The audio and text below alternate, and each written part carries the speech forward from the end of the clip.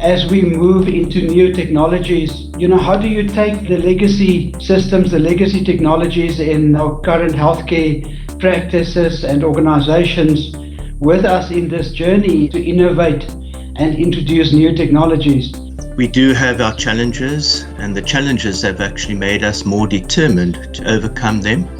And one of the mechanisms which we have used is integration. There's stuff happening already, and I think there's many other startups like us that's also resolving this issue. We've had to use hybrid approaches depending on what the physical setup is. So there is a challenge to make sure that the older bespoke systems and countries can actually contribute, because at the end of the day, we want to strengthen those systems, and that takes time and cost, of course. But there's still many hurdles in the interfacing of these different systems, and I think that's probably the key to it. It's also relevant to give the cloud service a chance while using the RFPs, because a lot of the existing proposals and tenders are not cloud friendly. They try to guide and direct the solution, what they have in mind, instead of saying what they want to achieve. We need to rethink how we deliver health services. The virus, it is driven by a quick response. So how do you derive a quick response if you are still utilizing the old infrastructure, the old type of system,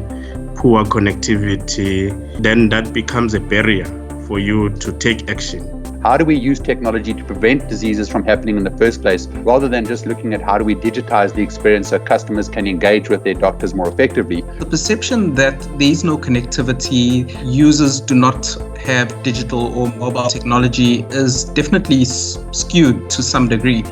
We know that sort of 65% of patients use a mobile device currently to manage some aspect of their healthcare, and 92% would like access to their own medical records. And the number of patients who are now comfortable using telehealth solutions has risen from 11% to 76% in the first half of 2020.